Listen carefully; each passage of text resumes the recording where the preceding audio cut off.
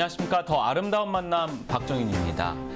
우리나라의 역사와 아름다움을 간직한 수많은 이 콘텐츠들이 세계 문화유산으로 등재가 되면서 그 어느 때보다 우리나라에 대한 이 문화에 대한 관심이 높아지고 있습니다. 오늘 더 아름다운 만남에서는요, 우리 문화에 대한 자부심을 높여주고 문화재에 대한 이 새로운 활력을 불어넣기 위해 앞장서고 계신 분을 한번 만나보려고 합니다. 먼저 준비된 영상 함께 만나보시죠.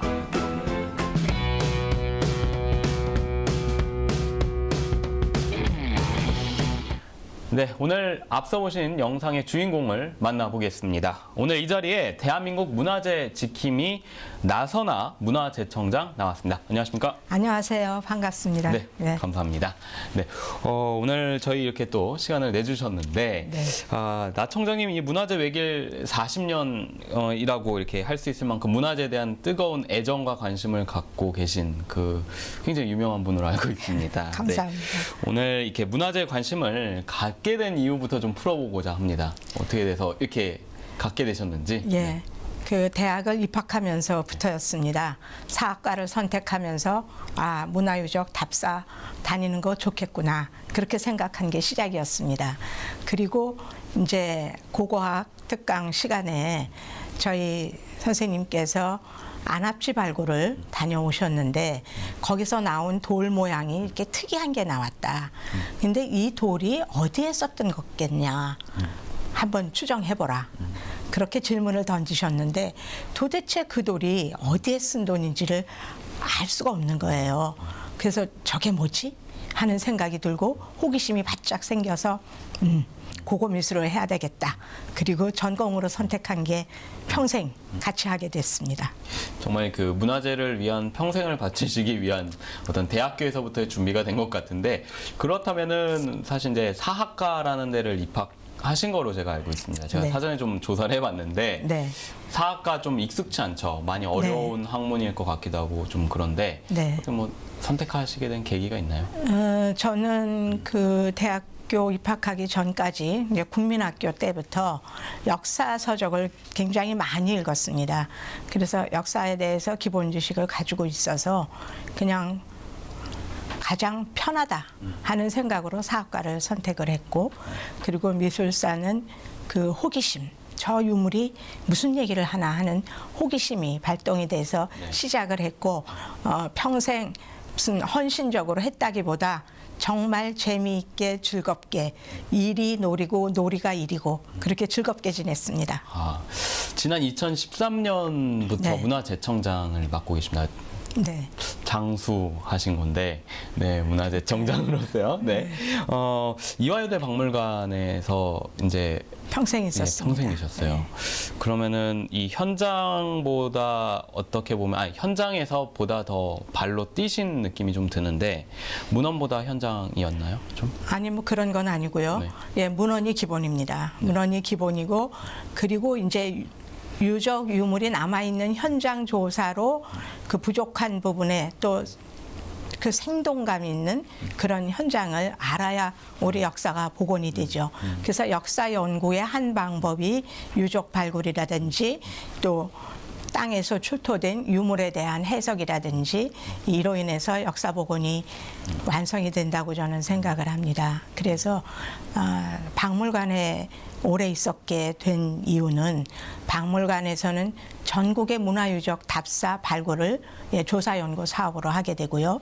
또 박물관에서 수장하고 있는 수많은 신석기 시대부터 조선시대 말까지의 수많은 유물들을 다루면서 유적과 유물이 연계되고 유적과 유물이 하는 얘기에 이렇게 심취해서 재밌게 살 수 있었던 것입니다.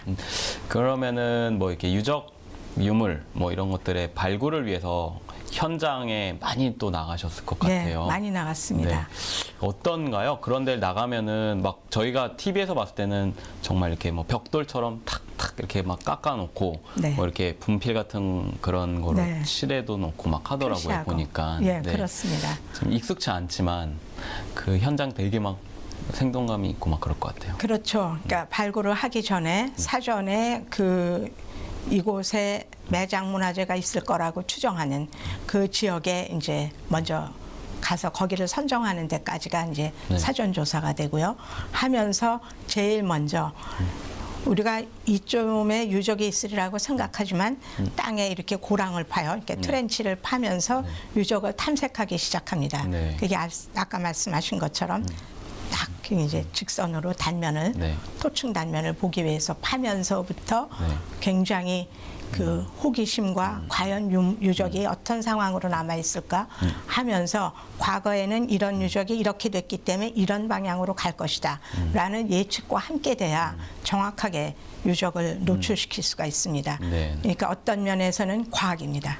지금까지의 모든 데이터를 가지고 추정을 해서 마지막에 그 유적의 성격이나 이런 결정을 하는 거는 자료에 의해서 결정하지만 맨 마지막에 정점은 어떤 자기의 창의력과 예술성이 저는 추가된다고 봐서 마지막 정점을 세우는 거는 예술이다. 그렇게 얘기하고 싶습니다. 주로 이제 현장에서 계셔서 이런 말씀을 더 해주시는 것 같아요. 네. 그러니까 계속해서 공직에만 몸을 담고 계셨으면 또 이런 얘기가 안 됐을 수도 있는데 아무래도 그런 지금 얘기해주신 그 부분들이 저는 되게 많이 느껴지거든요. 현장의 활동이 참 문화재청까지 이어진 게 참 대단한 전문성을 발휘하실 수 있는 기회가 되지 않았나.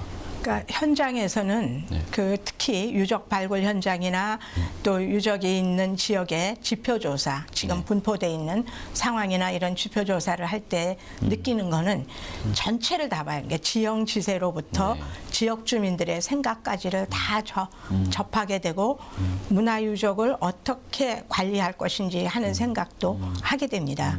그래서 저는 저 같은 경우에는 제가 그동안 경험했던 그러한 현장에서의 느꼈던 일, 그 생생한 제 경험에 의한 그것들이 결국은 문화재청을 이끄는 일을 하게 됐고 그 일을 하면서 그 경험이 큰 도움이 됐고 어떤 절대 기준이 됐다라고 생각을 합니다. 그래서 그런가요? 제가 이제 그동안에 이제 청장님께서 해오신 그 추진 업적이라든가 방향성을 네. 이렇게 보니까 문화재청의 어떤 그 네. 문화재의 어떤 활용적인 부분에 대한 것들이 많이 나왔더라고요. 적극적인 뭐 좀 네. 활용. 예. 그러니까 보존도 보존이지만 활용에 대한 가치를 많이 두신 것 같은데 어떤 뭐 좀 대표적인 사례, 그다음에 뭐 그렇게 마음을 먹게 된 이유가 있으시죠? 네.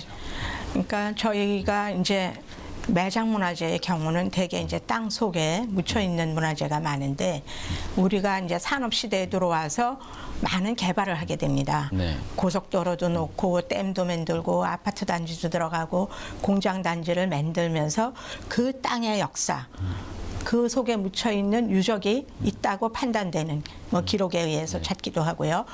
되는 곳을 그대로 훼손할 수는 없기 때문에 이제 유적을 발굴을 하게 되거든요. 네, 네. 그래서 그 발굴을 하면서 어떤 그 지역의 역사는 네. 결국 대한민국의 역사가 아니겠습니까?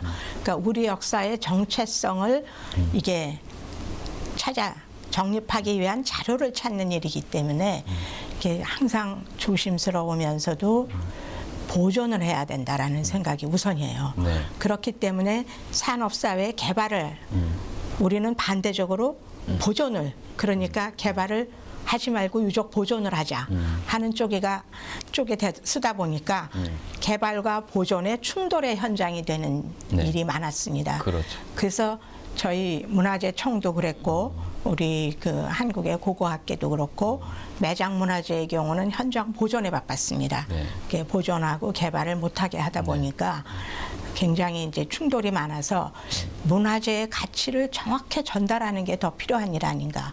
그리고 우리가 지금까지 대한민국 정부가 수립되고 지금까지 산업사에 거치면서 유적 보존에 많이 애썼습니다. 그런데 보존해서 방치만 해놓는 거 가지고는 국민들이 이 문화재의 가치를 알 수가 없다. 그럼 대한민국의 문화 정체성을 제대로 갖지 못하면 우리나라 문화에 대한 자부심을 못 갖게 되지 않겠습니까? 그래서 문화재의 가치를 알리는 일 또한 문화재청에 해야 될 중요한 일이라고 생각하게 됐습니다. 그러니까 보존에서 활용에 대한 부분을 생각하시게 된 계기가 있네요. 네. 확실하게. 예. 네. 그래서 그 가치를 전달하기 위해서는 유적을 중심으로 해서 유적에서 그 역사가 있어놨던 얘기들을 풀어내기도 하고 또 정비된 유적을 일반인들이 언제든지 편안하게 마음 편하게 보면서 자기 지역 역사에 자부심을 갖기도 해야 되고 그래서 활용 프로그램이 아주 취약했습니다. 문화재청이. 근데 저는 이제 활용 프로그램을 통해서 문화재의 가치를 널리 알리고 세계인들도 대한민국 문화재의 가치를 알면서 대한민국의 문화 영역이 얼마나 넓었는지를 알게 할 필요가 있다라고 생각해서 활용 쪽에 방점을 찍었습니다. 그리고 프로그램을 하면서 특히 이제 서원이라든지 향교라든지 그동안 이렇게 불교 사찰 유적은 저희가 관심을 갖고 수리도 하고 보존도 하고 정비도 했는데 유교 문화 유적은 많이 그 활용이 안 되고 있는 쪽이었어요. 그래서 서원 향교를 이용한 프로그램을 하면 우리 조선 시대의 유교의 사상이라든지 또 그 지역에서 학교 기관과 같은 그런 역할을 하면서 어떻게 그 지역 문화를 이끌었는지 이런 거를 지역 주민도 알 수 있고 네. 세계인도 알 수 있을 것 같아서 서원향교 프로그램이 시작이 됐습니다. 그래서 뭐 생생 프로그램도 있고요. 네. 이제 최근에 많은 프로그램이 됐고 또 서원향교에는 초상화들도 많이 모시고 있지 않습니까? 그런 초상화에 우리 그 유학자들이 지금 우리 세대를 향해서 해주실 말씀이 책에 다 그 나와 기록이 돼 있죠. 근데 우리는 유적을 통해서 그분이 생활하던 공간에서 관람객들이 학생들이 와서 보게 하고 지금 아직도 할 일이 많습니다. 초상화가 디지털라이즈가 돼가지고 그 초상화가 눈을 깜빡이면서 네. 본인의 사상을 젊은이들과 직접 대화하게도 네, 네. 하고 싶고요. 네. 지금 계획은 이제 그런 계획도 세우고 있습니다만 이제 한 군데라도 좀 모델을 만들어서 하고 싶습니다. 그리고 또 하나는 내 지방에 문화유적이 있는데 어디 있는지 모르는 경우가 많아요. 네. 또 근대 문화유산인 경우는 지정이 됐는지 모르는 경우도 많고 그래서 밤을 이용해서 또 우리나라가 최근 기후가 많이 바뀌었습니다. 예. 여름이 굉장히 네, 길어졌고. 덥고 길어졌고 그러면 밤 시간을 이용해서 문화재에 불을 밝혀보자. 그래서 밤에 문화재에 불을 밝혔을 때 새로운 예술성이 보이고 새로운 아름다움이 느껴지기 때문에 또 존재감도 우리 마을에 향교가 있었어. 근데 몰랐네. 이런 일들이 있어요. 야행 프로그램을 해보니까. 그래서 밤에 불을 밝힘으로써 그 가치를 좀 드러내보자. 그래서 야행 프로그램 또 이제 궁궐을 이용해서는 달빛 기행 또 이제 야간 공개 이런 프로그램을 통해서 조명을 통해서 새로운 가치를 부각시키는 일 여기에 우리 국민들께서 굉장히 많이 호응을 해주시고 많이 참여해 주십니다. 네. 아주 감사하게 생각합니다. 문화재청 홈페이지를 통해서도 많은 정보들을 좀 볼 수 있는 것 네. 같더라고요. 네. 그런 그 뭐 향교라든가 야간 네, 이제 개방. 활용 오픈되는 네네. 개장하는 것들을 좀 알 수가 있는 거죠. 네, 그렇습니다. 네, 청장님이 이제 문화재청에 계시면서 야간 개장 이제 좀 전에도 뭐 몇 번 얘기는 했지만 그 뭐 창경궁이나 이제 경복궁의 야간 개장만 해도 이렇게 좀 많은 것들을 그러니까 많은 거를 저희가 이제 이용할 수 있게 됐어요. 일반 네네. 시민들이요. 그렇습니다. 저도 그 창경궁이나 경복궁 예매가 굉장히 힘들더라고요. 네, 그렇습니다. 그 문화재 개방을 통해서 이제 시민들의 반응은 좀 어떤가요? 특히 그 야간 공개나 그 달빛 게임 같은 경우 궁궐을 활용한 프로그램입니다. 너무들 좋아하세요. 네. 그래서 인터넷에서 신청을 하는데 불과 5분, 10분이면 다 마감이 됩니다. 그리고 덕수궁 같은 경우는 저희가 이제 석조존을 작년에 복원을 하면서 석조존에서 음악회를 한다든지 이제 그런 걸 할 때 공개도 해요. 10분이 안 넘습니다. 바로바로 그냥. 그래서 그 좀 더 넓게 해드리고 싶은데 문화재 관리를 해야 되는 게 있고 저희 관리 요원의 숫자가 한정돼 있어서 더 많이 좀 개방을 못 해드리는 게 좀 아쉽습니다. 그 현장에 야간 개장을 하다 보면 좀 위험 요소도 있잖아요. 네, 그러면은 그렇습니다. 뭐 이동약자분들이나 이런 분들이 예. 좀 도움을 받을 수 있는 것들도 있을까요? 예, 저희가 이제 그 휠체어를 타고 오시는 분들이라든지 불편하신 분들이 좀 편리하게 하도록 이제 데크도 깔고 그래서 이제 궁궐이나 이런 데는 뭐 큰 어려움이 없으신 걸로 알고 있습니다만 아까도 조금 그런 얘기를 나눴는데요. 우리의 이제 불교 문화재라든지 또 자연유산이라든지 명승 이런 것들이 가시기 어려운 그런 지형 그렇죠. 지세를 가지고 있는 네. 부분이 많아서 그런 부분에 대한 거를 어떻게 더 많이 오시도록 할까 고심하고 있습니다. 전문가들하고 조금 더 같이 연구를 해서 좀 더 편하게 오지에도 오실 수 있도록 하는 방법도 예, 계획을 제가 세워보겠습니다. 몇 해 전인지 모르겠는데 창경궁에 한번 이제 지금 네. 아마 어떻게 되는지 모르겠지만 그 농아인들 분들을 네네. 위해서 수어를 네. 그 해설을 해주시더라고요. 네네. 이거 굉장히 인상적이었습니다. 그런 부분들이요. 감사합니다. 네. 저희가 그런 해설에 있어서는 예, 그런 예, 장애를 안 받으시도록 많이 준비하고 있습니다. 네. 문화재가 이제 밀집된 지역을 중심으로 이제 야간형 문화향유 프로그램이라는 게 있더라고요. 그래서 네. 그걸 문화재 야행이라는 네. 거고 줄여서 좀 얘기를 하는 것 같습니다. 네. 그 소개 좀 해주시죠. 네, 올해 처음 시작한 프로그램입니다. 문화재 야행은 근대 문화재들이 있는 곳이 그 구도심이 돼버리니까 네. 그 도심이 죽어요. 네. 그리고 이제 신도시는 활성화가 되는데 경제도 문화도 네. 근데 구도심이 많이 죽어 있고 존재감이 없어서 저희가 이제 근대 문화재를 중심으로 해서 문화재에 불을 밝히자. 그리고 지역의 사람들이 모여들어서 본인들이 가지고 있는 자원을 가지고 야간에 팔기도 하고 서로 소통도 하고 이제 그런 프로그램입니다. 네. 그래서 그 구도심에 있는 향교라든지 근대문화재라든지 불을 밝히는 것을 10개 도시에 네. 한 40개 가까운 지역에서 신청을 하셨는데 저희가 10개 도시만 선정을 해서 했습니다. 네. 올여름이 굉장히 더웠죠. 예. 예, 더웠는데도 불구하고 그 10개 도시에서는 정말 지자체에서 열정적으로 참여를 해주셨고 예. 지역민들 한 분 한 분이 아니 우리 마을에 이런 문화재가 있다는 걸 알려주고 우리가 참여하게 해주니 너무 감사하다. 그래서 적극적인 참여가 있었습니다. 그래서 서울 같은 경우도 이제 중구에 네. 이게 밀집되어 있는 근대문화재에 이제 네. 불을 밝혔습니다. 불을 밝히고 그러니까 그동안에 일반인들에게 문을 열지 않았던 100년 된 교회가 문을 열고 또 성공에 예, 그 교회당이 문을 열어서 뭐 파이프 올겐 연주도 하고 네. 또 성악가들이 네. 예, 음악회도 해주시고 예. 또 박물관들은 대개 뭐 6시면 문을 닫지요. 근데 박물관들이 밤에도 열어주고 그 지역 주민들로 구성이 된 해설자들이 밤에 일일이 다 해설을 해주고 그래서 1박 2일 정도 하는데 20만, 30만, 뭐 조그만 소도시도 7만, 6만 뭐 기본적이어서 엄청나게 그 환영을 받고 호응을 받았습니다. 제가 그 서울시청 앞에 그 대한성공회 보니까 그 앞에 예전에 그 국세청이 있었죠. 그 네네. 건물을 없애고 딱 보니까 성공회 건물이 굉장히 밤에 멋있게 보이더라고요. 멋있게 보이죠. 그런 그 사례가 있는 것 같은데 좀 대표적인 사례 뭐 얘기 좀 해주시겠어요? 몇 곳?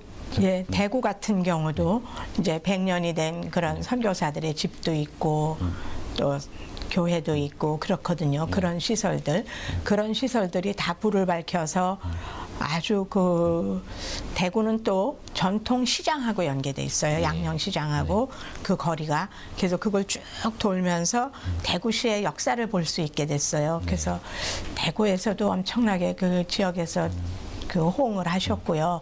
경주도 그 더운 때 예, 첨성대 앞에서부터 시작해서 유적을 도는 거에 많은 사람들이 참여해 주셨고 순천시도 지금까지 우리 동네에 이런 게 있었나 하는데 몰랐는데 순천시 같은 경우는 그 순천시에서 또 많은 예술인들을 그 유치를 하고 계셨어요.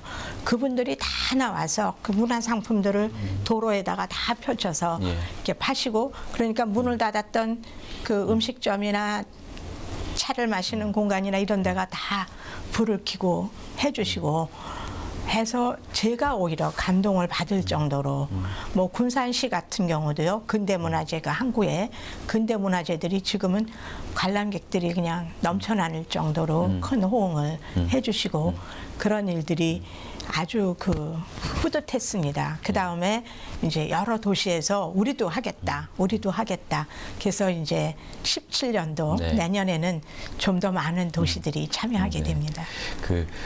그런 생각이 들어요. 왜 낮에도 있잖아요. 근데 네. 물론 더우니까 밤으로 좀 컨셉에 맞춰진 것 같긴 한데 그 뭐 이유가 있나요? 낮에서 갑자기 왜 밤으로 왜 이쪽 포커싱이 맞춰졌는지. 아까 잠깐 말씀드렸지만 예, 우리 동네에 있는 문화재가 있는지 없는지도 모른다. 근데 밤에 불을 켜니까 존재감이 더 드러나는 거예요. 반대로. 그리고 낮에 보는 미감하고 다르게 이 빛과 그림자가 엮어내는 건축물의 아름다움이 있습니다. 그래서 그런 요소. 그리고 이제 그 주민들이 저녁 식사를 하시고 아이들을 데리고 아주 기꺼이 참여하시는 이런 참여율이 높아지기 때문에 밤 프로그램을 계획을 했고 성공했습니다. 그 만약에 시민들의 반응이 지금 어쨌든 되게 좋은 것 같습니다. 지역에서도 그렇고요, 지자체나 이런 데서요. 그 시민들 입장에서 야행 프로그램을 이제 즐길 때 좀 몇 가지 노하우 있잖아요. 뭐 맛집 중심으로 가든 뭐 색깔이 예쁜 대로 가는 뭔가 포인트가 좀 있을 것 같은데 뭐 노하우가 좀 있나요? 야행을 좀 제대로 즐길 수 있는. 그리고 지금 이 야행 프로그램은 또 어떤 특징이 있느냐면 지역에 있는 문화재와 문화재를 연결하는 거예요. 그러니까 하나만 보고 거기에 역사성이나 예술성을 보는 게 아니고 이렇게 돌면서 이게 가게 되니까 이 연결되는 그 길 자체가 어떤 산책 코스가 되기도 해서 지역민들이 그걸 많이 좋아하셨고 또 지역 주민들이 자기가 조그맣게 준비했던 이런 문화예술품이든지 작은 뭐 음식이든지 이런 걸 나와서 이렇게 소통을 하시니까 사람들이 모이면서 이렇게 도시가 살아나는 거에 대해서 제일 감사하다는 말씀 주셨고요. 그래서 저희는 지정문화재, 국보보물이나 지정문화재 수리복원에 많은 예산을 이제 지역에 우리가 지원을 하게 됩니다. 그런데 뭐 수십억 지역을 하거나 뭐 100억을 지원해도 지자체에서 뭐 고맙습니다 하는 얘기를 하신 적 없어요. 제가 한 번도 그런 얘기 못 들었습니다. 그런데 이 야행은 불과 1, 2억 또 많아야 3억에 지원을 하고 정말 여러분들이 지역 주민들이 감사합니다. 그러니까 어떤 생활의 활기를 느끼게 해줘서 고맙습니다라는 인사를 많이 받았습니다. 다방면으로 그 지역 경제라든가 지역 주민들한테 굉장히 큰 효과를 얻어낸 것 같아요. 아주 주민들이 대단히 환영을 하셨습니다. 그런데 이걸 기대감이 커서 제가 조금 부담은 되는데요. 이걸 통해서 지역 경제가 살아날 수 있지 않을까 하는 희망을 많이 말해주셨어요. 얼마 전에 이제 경주 울산 지역에서 지진이 나서 좀 많이 이제 걱정도 하셨을 텐데 청장님 뭐 현장에도 아마 가셨을 것 같아요. 첨성대가 막 CCTV 그 뉴스에서 보니까 막 흔들리더라고요. 그 다음 날 보니까 이제 문화재청이랑 유관기관이 이제 현장 검증도 하고 얼만큼 이제 움직였는지를 측정하는 것 같은데 어떤 복구 노력을 지금 기하고 계신가요? 정말 다행히도 그 지진이 나서 너무 놀랐죠. 저도 그 다음날 아침에 그냥 바로 경주를 내려갔는데요. 제가 경주의 기차역에 내려서 택시를 타고 이제 들어갔어요. 들어가면서 기사님께 아유 기사님 우리 탑들이랑 다 어떻게 됐대요? 이제 그랬더니 아이고 1000년 전 건 까딱없습니다. 그렇게 답을 하시는 거예요. 안심이 탁 되고요. 그리고 이제 바로 이제 제가 보고는 받았지만 지진이 난 밤부터 우리 경주에는 국립경주문화재연구소가 있습니다. 연구소 직원이랑 경주시의 문화 담당 직원들이 같이 힘을 합쳐서 유적의 상황을 밤에 다 돌았어요. 그 불국사의 다보탑, 석가탑 안전한지, 첨성대 안전한지 그리고 기본적인 거를 돌았는데 밤에는 이상 없다. 이제 그럴 정도로 지진의 피해는 비교적 적었습니다. 근데 그 다음 날 아침에 이제 정밀하게 보니까 그 불국사 다보탑이 이렇게 난간석 하나가 이렇게 하나 떨어진 게 발견됐고 그 다음에 그 기와 집에 기와가 떨어져 내린 거예요. 담장에 기와가 떨어져 내린 그것들을 발견을 하게 됐는데 정말 신라문화재의 피해는 아주 적었고요. 목조 건축의 경우 흙벽이 떨어지고 기와가 떨어지는 정도 수준이어서 저희가 관리하고 있는 그 고도 보존 지구가 있습니다. 네. 그래서 고도 보존의 이미지를 위해서 한옥을 작년에 많이 지었는데 거기 기와가 많이 떨어졌을까봐 이제 또 많이 걱정을 했는데 그 지역은 다행히 작년에 지은 거는 기와가 탈락이 되지 않았고요. 오래된 민가에서 기와 떨어진 것들을 이제 긴급 보수를 했습니다. 네. 문화재 돌보미 조직이 저희가 네. 있고 네. 네. 문화재 지킴이 조직이 있기 때문에 돌보미 조직이 빠르게 움직이고 기와를 잇는 와공 기술자가 전국에서 또 경주에 와주셔서 예. 그분들과 힘을 합쳐서 고도보존지구 백채는 완전히 기와를 다 전통 기와를 다 번화를 했고요. 경주시에서도 이제 적극적으로 또 기와를 많이 후원도 받으시고 하셔서 예, 지금 열심히 복원하고 계신 걸로 알고 있습니다. 그 전문가분들과의 그 네트워크가 굉장히 잘 되어 있으신 것 그렇습니다. 같아요. 문화재청이요. 예, 무엇보다 이 시민들이 참여하는 네. 문화재 돌보미, 지킴이 같은 조직과 긴밀하게 연결이 돼서 신속하게 저희가 조치할 수 있었습니다.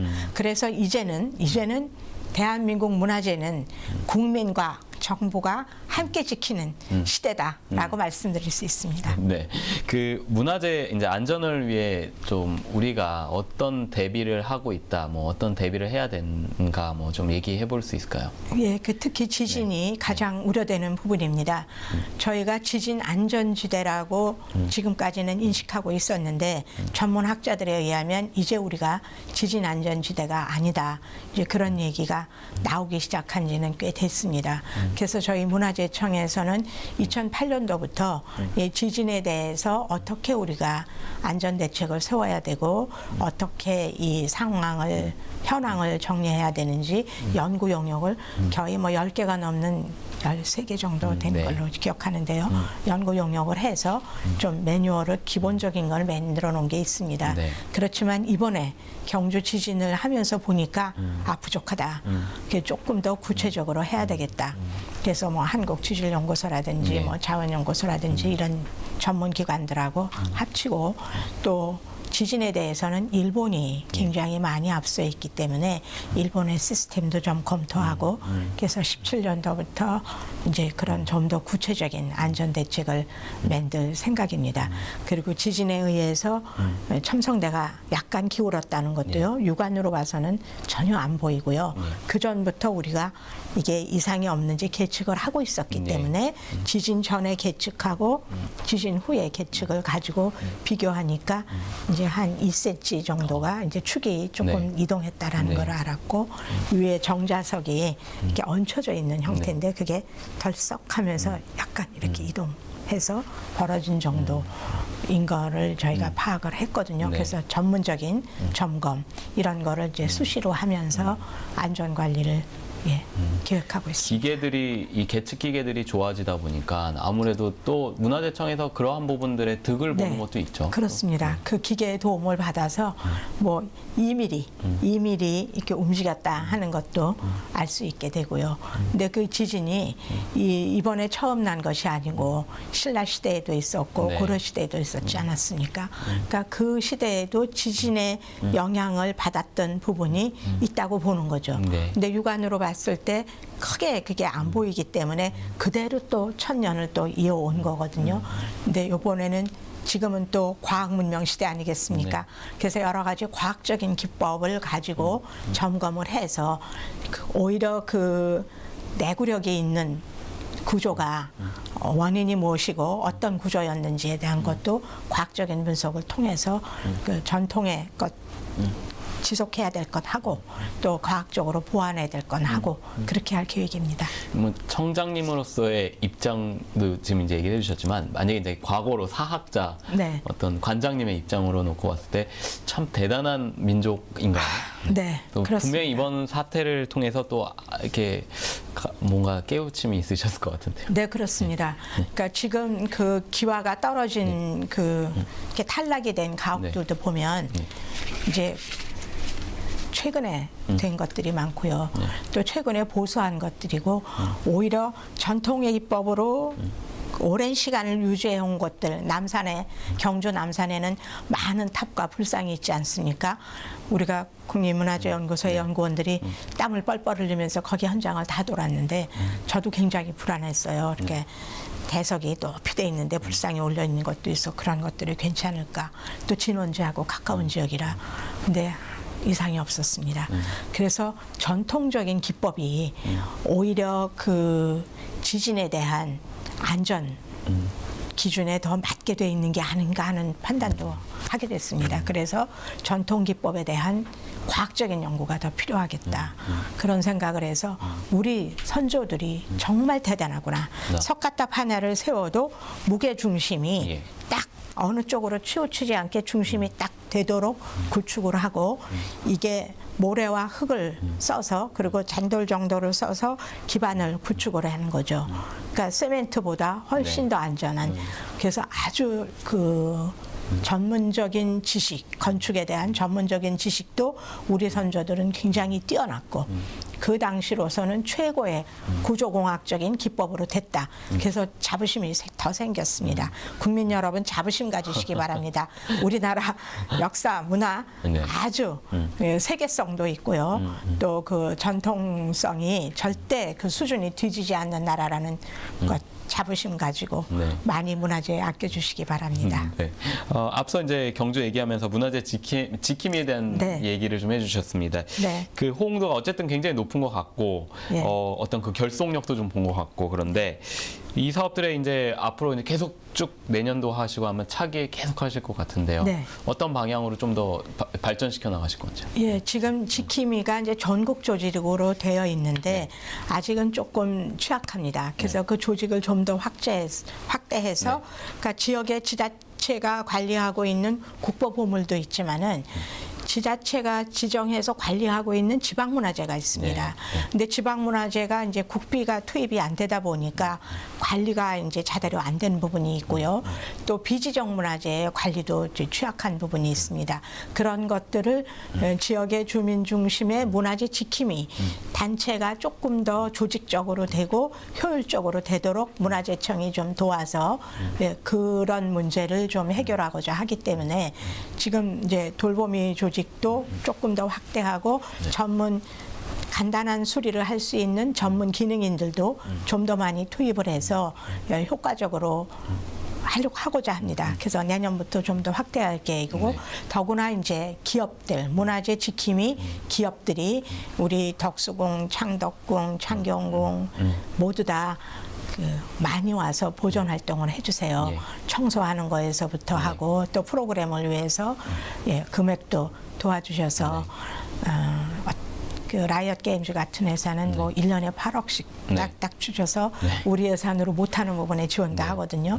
그래서 제가 지역에 가서 지방 문화재가 잘 안 되는 부분은 이 지역에 있는 기업들에 좀 도움을 받으십시오. 그럼 기업들이 직원들이 와서 관리하는 자원봉사도 하면서 또 도움을 하는 그걸 좀 확대하자고 계속 권유하고 있습니다. 아무래도 지자체에서는 이 문화재 관리 사업이 문화재청의 어떤 전문성만큼 따라가지 못할 거라고 생각이 들어서 네네. 문화재청이 어떤 그런 알려주는 방법이죠. 컨설팅 자체가 예. 참 유용하게 도움이 되지 않을까 생각이 좀 그래서 드네요. 조금 더 그걸 본격화하고자 합니다. 해외에 이제 우리 그 문화재들이 좀 많죠. 네. 네. 뭐 이제 대통령께서 외국 갔다 오실 때 갖고 오시거나 네. 그 이후에 그쪽 분이 오실 때 예. 이제 뭐 이렇게 오는 경우들이 있는데 네. 뭐 현재 문화재청에서 추진하고 있거나 아니면 완료가 됐거나 뭐 그런 것들이 있나요? 예, 그동안에 이제 저희가 일제강점기에 일본에 탈취당한 문화재가 있고 또 유럽이나 미국 쪽에서는 한국 문화재의 그 가치에 눈을 뜬 분들이 우리 문화재를 가져간 게 있죠. 네. 그러니까 그게 정식으로 루트를 통해서 네. 매입을 해 가신 분들도 있고 불법으로 가져간 분들도 있고 그래서 해외에 있는 문화재들을 우리가 중요한 국격에 해당하는 문화재 또 그 나라보다 우리나라에 있어야 가치가 더 발휘되는 문화재 이런 것들은 저희가 당연히 환수를 하고 또 그렇지 않은 것들, 그러니까 합리적으로 합법적으로 간 문화재들은 그곳의 박물관이나 그런 곳의 미술관을 통해서 우리 문화재를 알리는 그런 전시기획을 통해서 활용하는 방법, 그런 방법으로 하고 있습니다. 그런데 이제 지금 많은 국민들이 그 빼앗긴 문화재는 가져와야 되는 게 아니냐. 이제 그래서 환수를 위해서 국외 소재 문화재 재단을 문화재청 산하에 만들어서 미국, 영국, 프랑스, 독일 그런 서유럽에 있는 모든 나라의 박물관에 한국 문화재가 몇 점이나 있고 어떤 게 있는지 하는 기초조사를 지금 쭉 해왔습니다. 네. 그래서 그 기본 데이터는 지금 가지고 있고요. 네. 지금 가장 잘 안 되고 있는 부분이 이제 일본에 가 있는 우리의 문화재인데 거기도 합법적인 거, 불법적인 게 있죠. 그래서 네. 불법적인 거 환수는 최근에는 민간인들도 나서서 환수를 위해서 노력하고 있습니다. 특히 이제 미국하고는 저희가 이제 조선 시대의 그 어세, 그런 것들은 미국 그 수사국하고 네. 우리 문화재청이 이제 MOU를 맺고 협업을 해서 불법적으로 간 거는 이제 환수를 하기도 하고 지난번에도 오바마 대통령께서 네. 오실 때 가져오셨죠. 네. 이제 그런 일들 또 우리 시민단체들이 미국의 박물관을 가서 문정어버 같은 경우도 이제 확인한 그런 일도 있고 그러면 저희는 이제 또 저희가 조사한 것 또 시민단체들이 제보한 걸 같이 가지고 그 나라 정부와 합법적으로 국제법에 따라서 환수하는 노력들을 하고 있습니다.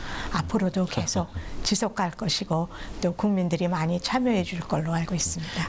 솔직히 뭐 이제 시청자분들은 이제 그 뭐 외교부랑 뭐 법무부랑 뭐 네. 유관기관이랑 해서 하면은 뭐 뚝딱뚝딱 금방은 아니더라도 좀 시원하게 되지 않을까라는 생각 가지실 거예요. 근데 사실 어려우시죠?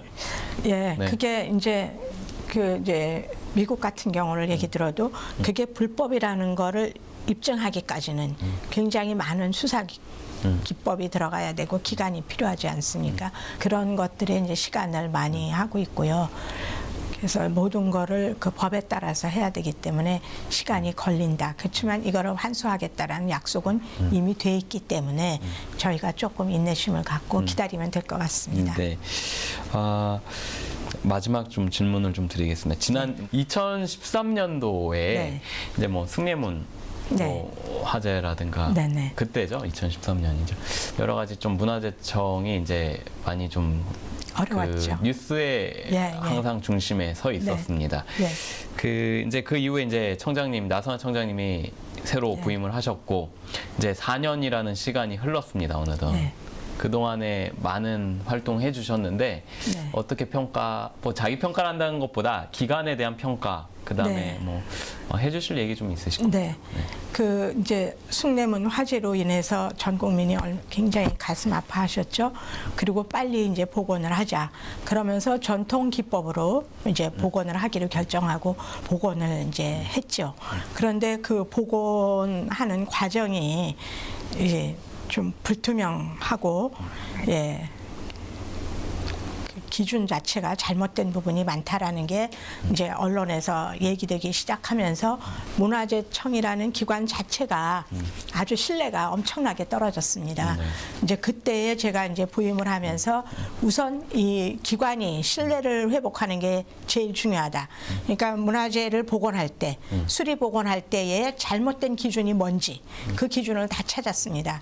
그게 사람의 잘못보다 시스템에 그런 것이 있고 그다음에 전통 기술이라든가 이런 게 제대로 전승 안 된 부분이 있고 그래서 전통 기술의 전승을 위해서 어떤 것이 제대로 된 것인지 전통 재료가 생산을 할 수 있는 것인지 그런 연구를 해서 문화재 연구소하고 또 우리 부여에는 전통문화대학교가 있습니다. 대학교와 같이 재료도 연구하고 기법도 연구하고 그래서 부족한 부분을 보완하고 있습니다.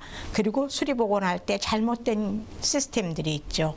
그 기술 기능인들에 대한 잘못된 그런 것들이 많은 법령을 고쳐서 이제 수정을 해서 그 청렴도를 정확하게 이렇게 투명한 문화행정, 복원행정, 수리행정 이런 쪽으로 기틀을 잡았습니다. 그래서 그동안 그 불신에 대한 그런 것들이 지금은 많이 문화재청이 그 신뢰를 받도록 그러니까 많이 좀 이해를 해주시고 그동안 문화재청 전 직원은 정말 한 사람 한 사람 모두가 힘을 합쳐서 신뢰를 얻기 위해서 바른 기준을 만들기 위해서 많이 노력을 했습니다. 그리고 지금도 하고 있습니다. 그래서 조금 더 신뢰를 보내주시면 문화재청은 대한민국의 문화재뿐만 아니라 대한민국의 문화재를 널리 알리는 일에도 사명감 가지고 소신을 가지고 열심히 하리라고 생각합니다. 저는 그 기준에만 열심히 한 3년 했습니다. 네. 뭐 국내뿐만 아니라 해외에서도 우리 문화에 대한 문화재에 대한 관심을 가져준다면 참 너무나 정말 좋을 것 같아요. 네네. 앞으로의 청장님 뭐 활동 계획 있으신가요? 그래서 이제 제가 생각하는 거는 뭐 지중해 연안이라든지 중앙아시아라든지 이런 나라에서 자기 그 나라의 전통 문화하고 우리의 고대 전통 문화하고 관련이 있었다라는 사실을 몰라요. 그래서 저는 너희 나라하고 우리나라하고 제가 카타르에 세계유산 대회를 할 때에도 가서 이제 카타르의 그 문화부 장관님이나 이런 분들한테 중앙아시아하고 아랍 문화권하고 우리나라가 얼마나 문화적인 교류가 많은지 아느냐. 우리나라 유물을 보시면 당신이 금방 알 거다. 이제 그런 얘기도 했고요. 또 이제 고려 가사에 남아 있는 아랍 언어가 있어요. 그런 언어도 제가 얘기를 하면은 그분들이 깜짝 놀라는 거예요.